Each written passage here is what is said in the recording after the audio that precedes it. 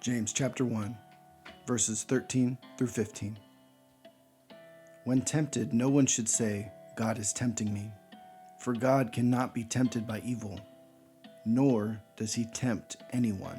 But each person is tempted when they are dragged away by their own evil desires and enticed. Then, after desire has conceived, it gives birth to sin. And sin, when it is full grown, gives birth to death.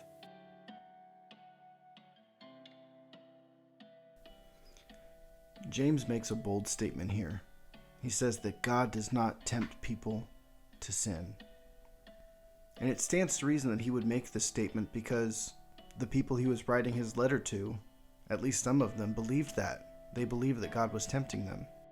But temptation doesn't come from God. It comes from within us. It comes from our sin nature. In one of the commentaries that I read this week, it says this: the combustible matter is in us, even though the flames may be blown up by some outward cause. But even while it's not God's fault that we sin or that we give in to temptation, he still promises to be there with us to help us resist temptation. And so as Christians, we're called on not to only expect temptation, but we are called to be prepared for temptation. James says each person is tempted when they are dragged away by their own evil desires and enticed. So how do we prepare for that?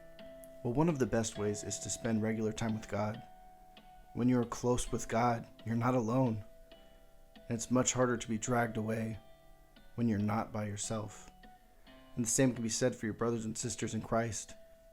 Having a good community of believers around you on a regular basis can help strengthen you to face temptations.